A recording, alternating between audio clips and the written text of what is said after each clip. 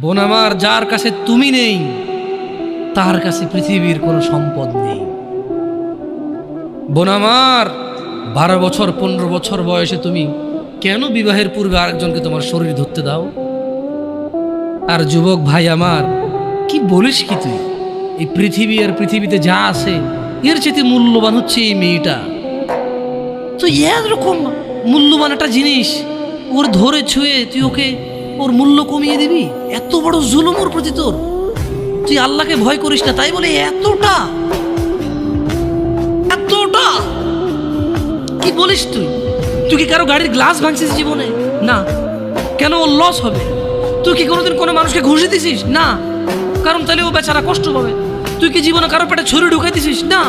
ও মরে যাবে, তাহলে ওর ফ্যামিলি ক্ষতিগ্রস্ত, লসে পড়ে যাবে। তুই কি কারো টাকা মারছিস কোনোদিন? না। তাহলে ওর ফ্যামিলি টাকার কারণে কষ্ট পাবে। তাহলে তুই কেন তুই এত ছোট ছোট বিষয়গুলো খেয়াল রাখিস যে আরেকজনের লস হবে?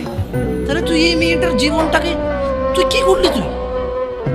তুই পুরো পৃথিবী আর পৃথিবীতে যা আছে সবকিছু বিক্রি করলে যে সম্পদ হবে, সবকিছু অর্জন করলে যে অর্জন হবে, এর চাইতে মূল্যবান তুই ওকে সতীত্ব থেকে বের করে নিয়ে আসলি।